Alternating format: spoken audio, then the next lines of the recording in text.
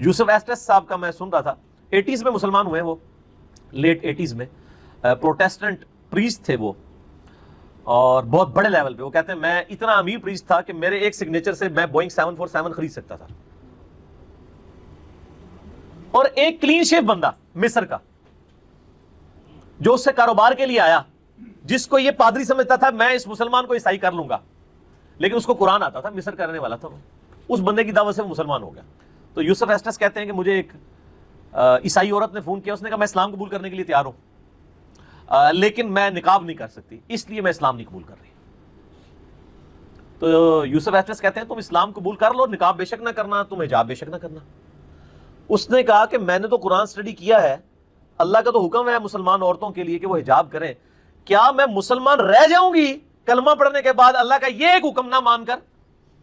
تو وہ یوسف ایسٹس تھے، تو میں ہوتا تو میں نے کہتا ہاں جی پاکستان کے شناختی کارڈ میں آپ مسلمان ہی ہیں، بے شک نماز بھی نہ پڑھیں، ہاں اللہ کے حضور نہیں۔ اب یوسف ایسٹس کہتا میں اتنا شرمندہ ہوا کہ مسلمان عورتوں کو تو یہ بات سمجھانی پڑ رہی ہے، اور ایک عیسائی عورت جو قرآن اسٹڈی کر رہی ہے وہ کہہ رہی ہے میں کیسے مسلمان رہ جاؤں گی کہ اگر میں اپنی مرضی کی زندگی گزاروں گی۔ اللہ اور اس کے رسول کو نہیں صرف ماننا، اللہ اور اس کے رسول کی بھی ماننی ہے عز و جل و صلی اللہ علیہ وآلہ وسلم۔ تو یوسف ایسٹس کہتے ہیں کہ جی پھر 6 مہینے کے بعد اس عورت کا فون آیا مجھے، اس نے کہا now I am ready to have حجاب، اب میں حجاب کے لیے راضی ہوں، اور اس نے کلمہ پڑھا، مسلمان ہوگی۔ ایک مسلمان عورت شادی شدہ ہو جاتی ہے، بچوں والی ہو جاتی ہے، اس کو سمجھانا پڑتا ہے کہ بھئی حجاب کرنا ہے تم نے، اور ایک طرف غیر مسلم عورتیں ہیں، قرآن سٹڈی کرتی ہیں، اسلام قبول کرتی ہیں، پہلے دن سے حجاب شروع کر دیتی ہیں، اس لیے کہ ان کو پتا ہوتا ہے کہ بھئی اسلام قبول کرنے کا مطلب اپنی مرضی سے دستبرداری ہے، اور مسلم ہونا ہے سر تسلیم خام کرنا۔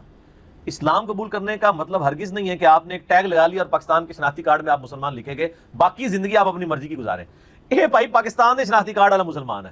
اللہ کے نزدیک یہ مسلمان نہیں شمار ہوتا۔ لیکن اس پوری گفتگو اور اس سٹوری کا ایک بڑا جو سمجھ لیں سینسٹیو پہلو ہے وہ یہ ہے کہ مسلمان عورتیں جو بائی برتھ مسلمان ہیں، ان کو کون سمجھائے گا، جو جنت کا ٹکٹ اپنے جیب میں لے کے بیٹھی ہوئی ہیں۔ یوسف ایسٹس جو ہے وہ انٹرنیشنل پیس کانفرنس پہ ڈاکٹر ذاکر نائک کی دعوت پہ انڈیا گئے، 10-12 سال پہلے کی بات ہے۔ تو وہاں پہ انہوں نے کہا کہ مجھے شرم آ رہی ہے کہ میں بعد میں اسلام قبول کر کے جو بائی برتھ جنتی پیدا ہوئے ہیں مسلمان، ان کو میں آ کے اسلام سکھا رہا ہوں۔ اس نے کہا آپ کو چاہیے تھا آپ ہمیں آ کے اسلام سکھاتے، ہے تو شرم کا مقام ہے نا۔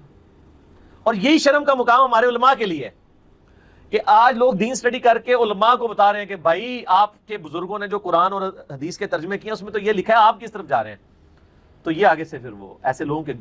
جن کہتے ہیں گلے فٹ ہو جاندے نے تے گاٹے فٹ ہونے کی کوشش کرتے ہیں کہ یار یہ کیا کر رہے ہیں۔ تو بڑا مشکل ہے حق بات کو قبول کرنا۔ یہ تو ایک تقوی والی بات تھی، باقی ٹیکنیکلی یوسف ایسٹس کا جو فتویٰ تھا وہ بالکل درست تھا کہ اگر کوئی غیر مسلم ہے اور وہ اسلام قبول کرنا چاہتا ہے اور کچھ اسلام کی پابندیاں وہ نہیں پریکٹس کر پا رہا، تو کم از کم اسے کلمہ ضرور پڑھ لینا چاہیے، کیونکہ ان 6 مہینوں میں اگر وہ عورت مر جاتی تو سیدھی دوزخ میں جاتی۔ تو اس میں پوری بات بریف کی جائے کہ ہاں یہ حکم ہے، ایسے ہی ہے، لیکن آپ یہ پہلا سٹیپ طے کر لیں تاکہ اللہ کے حضور آپ کے لیے حجت قائم ہو جائے۔